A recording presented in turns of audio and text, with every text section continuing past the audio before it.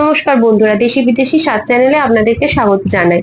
বন্ধুরা, যে কোনো ছুটির দিনে আমরা ভোজন রসিক বাঙালিরা বিভিন্ন স্বাদের খাবার খেতে ভালোবাসি। তো সেই ভিন্ন স্বাদের একটা রেসিপি নিয়ে আজকে আমরা আপনাদের সামনে চলে এসেছি।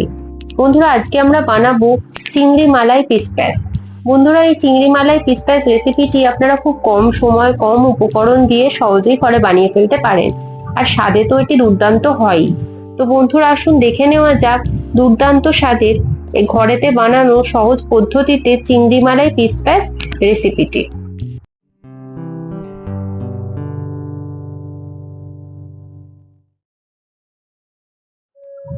বন্ধুরা, চিংড়ি মালাই পিসপ্যাস বানানোর জন্য কড়াটাকে মিডিয়াম ফ্লেমে বসিয়ে দিয়ে দিচ্ছি সাদা তেল।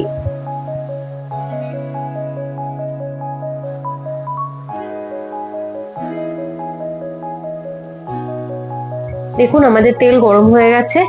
আমি আগে থেকে মিডিয়াম সাইজের চিংড়ি মাছ ভালো করে ধুয়ে নুন হলুদ মাখিয়ে ম্যারিনেট করে রেখে দিয়েছিলাম।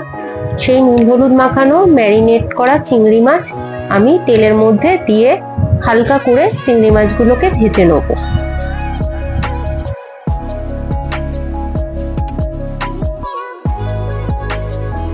চিংড়ি মাছ হালকা করে ভাজা হয়ে গেছে। এবার চিংড়ি মাছগুলোকে অন্য পাত্রে তুলে নেব।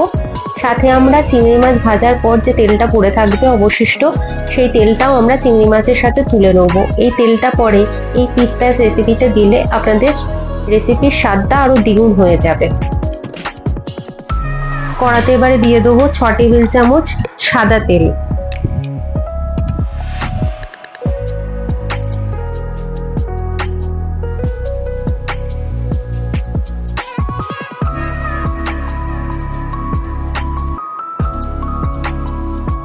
সাথে দেবো 2 টেবিল চামচ ঘি।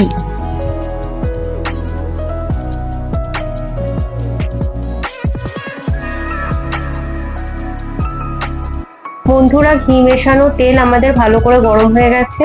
এবারে আমরা তেলের মধ্যে দিয়ে দেবো 2টো তেজপাতা, 6 টুকরো দারচিনি, 9টা লবঙ্গ আর 9টা ছোট এলাচ ফোড়ন।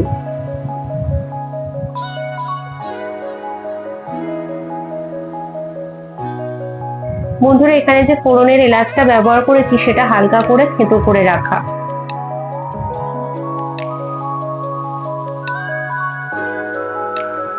আমাদের ফোড়ন থেকে সুগন্ধ বেরোতে শুরু করেছে। এবার ওই ফোড়নের উপর দিয়ে দেবো আমরা মোটা মোটা করে কুচি করে রাখা পেঁয়াজ। আমি এখানে 3টে মিডিয়াম সাইজের পেঁয়াজ আগে থেকে কুচি করে রেখে দিয়েছিলাম। সেই পেঁয়াজ কুচি আমরা তেলের মধ্যে দিয়ে দিচ্ছি।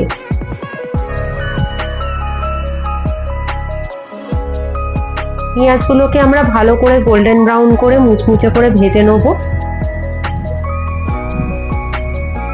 দেখুন, আমাদের গোল্ডেন ব্রাউন করে ভালো করে পেঁয়াজ ভাজা হয়ে গেছে মুচমুচে করে। এবারে আমরা ওই পেঁয়াজের মধ্যে দিয়ে দেবো আগে থেকে জুলিয়ান করে কেটে রাখা আদার কুচি। কয়েক সেকেন্ড আমি ভালো করে একটু নেড়ে চেড়ে নেব।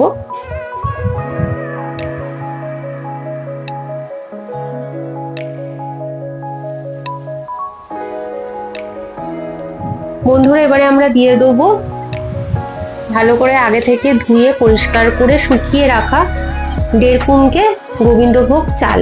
আমি এখানে কুনকের মাপ হিসেবে গোবিন্দভোগ চাল নিয়েছি। আপনারা চাইলে বাটি বা কাপের মাপেও চাল নিতে পারেন, আর আপনারা চাইলে বাসমতি চালও ব্যবহার করতে পারেন। তবে গোবিন্দভোগ চাল ব্যবহার করলে স্বাদটা আরো ভালো হয়। তো বন্ধুরা, আমি 4 মিনিট ধরে আদার সাথে ভালো করে ভেজে নেব চালটা যখনই হালকা হয়ে আসবে নিচে থেকে, তখনই আপনারা জানবেন ভালো করে চালটা ভাজা হয়ে গেছে।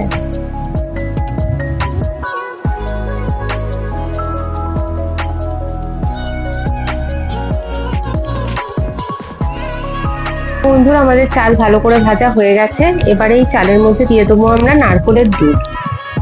বন্ধুরা, এখানে আমি 1 কাপ নারকেল পাউডার দুধ ব্যবহার করেছি। সেই 1 কাপ নারকেল পাউডার দুধের মধ্যে 3 কুনকে জল, এই যে কুনকেটা দেখছেন সেই কুনকের মাপে আমি চাল নিয়েছিলাম 1.5 কুনকে। এই কুনকের মাপেই আমি 3 কুনকে জল হালকা গরম করে নারকেল পাউডার দুধের সাথে মিশিয়ে রেখে দিয়েছিলাম। সেই দুধটা আমি চালের মধ্যে দিয়ে দিলাম।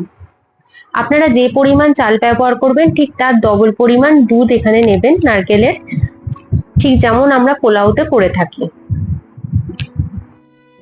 বন্ধুরা, আপনারা চাইলে নারকেলের লিকুইড দুধও ব্যবহার করতে পারেন। আমি এখানে গুঁড়ো দুধ ব্যবহার করেছি নারকেলের। সাথে দিয়ে দিচ্ছি ভেজে রাখা চিংড়ি মাছ, আর চিংড়ি মাছ ভাজার যে অবশিষ্ট তেলটা ছিল সেই তেলটাও আমরা এই দুধের মধ্যে দিয়ে দিলাম।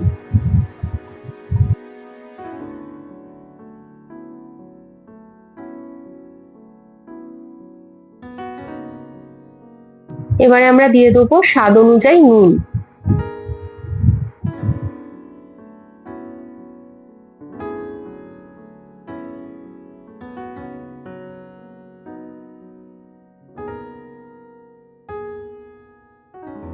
সাথে দিয়ে দেবো 2 টেবিল চামচ গুঁড়ো চিনি। আপনারা চাইলে এমনি চিনিও ব্যবহার করতে পারেন, আমি এখানে গুঁড়ো চিনি ব্যবহার করেছি।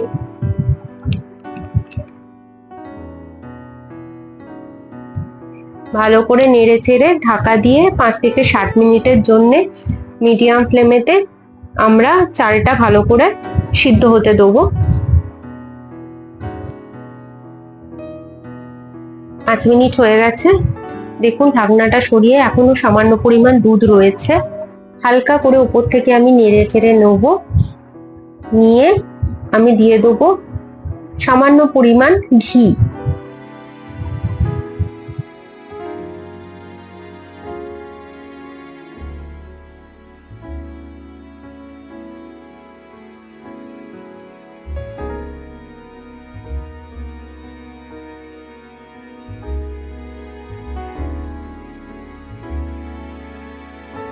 হালকা করে উপর থেকে আমরা নেড়ে চেড়ে নেবো,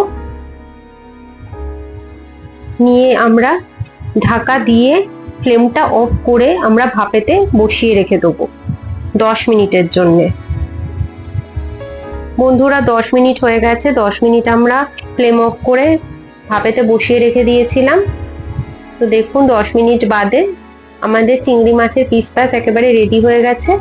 কত সুন্দর ঝরঝরে হয়েছে দেখুন। বন্ধুরা, আমাদের চিংড়ি মালাই পিস প্যাচ একেবারে রেডি। বন্ধুরা, আপনারা এই পদ্ধতিতে বানালে দেখুন এরকম ঝরঝরে চিংড়ি মাছের পিস প্যাচ হবে। আপনারা খুব কম সময় কম উপকরণ দিয়ে দুর্দান্ত স্বাদের চিংড়ি মাছের একটা রেসিপি সহজেই ঘরেতে বানিয়ে ফেলতে পারবেন। এই চিংড়ি মাছের পিস প্যাচ রেসিপিটা বানাতে আমাদের খুব বেশি উপকরণ লাগে না, আর খুব বেশি সময়ও লাগেনি এই রেসিপিটা বানাতে। দেখুন কত সুন্দর দেখতে হয়েছে। আপনারা চাইলে বন্ধুরা ছোট ছোট চিংড়ি মাছ দিয়েও এই রেসিপিটা বানাতে পারেন। আপনারা এইভাবে চিংড়ি মাছের পিস প্যাচ রেসিপিটা অবশ্যই ঘরেতে বানিয়ে আমাদেরকে কমেন্টে জানাবেন যে কেমন লাগলো। লাঞ্চ বা ডিনারে আপনারা চিকেন, মাটন বা ফিশ যে কোনো সাইড ডিশের সাথে পরিবেশন করতে পারেন, অথবা এই চিংড়ি মাছের পিস প্যাচ রেসিপিটা আপনারা শুধুই খেতে পারেন। এর স্বাদ কিন্তু দুর্দান্ত হয়, শুধুই খেয়ে নেওয়া যায়। তো বন্ধুরা, আপনাদের যদি আমাদের এই রেসিপি ভালো লেগে থাকে তাহলে অবশ্যই আমাদের চ্যানেলটিকে সাবস্ক্রাইব করবেন, লাইক করবেন, শেয়ার করবেন। সাবস্ক্রাইবের পাশে যে বেল আইকনটা আছে প্রেস করবেন, তাহলে যত নতুন ভিডিও আমরা আপলোড করব সবার আগে আপনারা দেখতে পারবেন। বন্ধুরা, আরো নতুন নতুন ভিডিওর জন্য আমাদের সাথে যুক্ত থাকুন। আরো নতুন ভিডিও নিয়ে আপনাদের সামনে চলে আসবো। আজকে এই পর্যন্তই, ধন্যবাদ।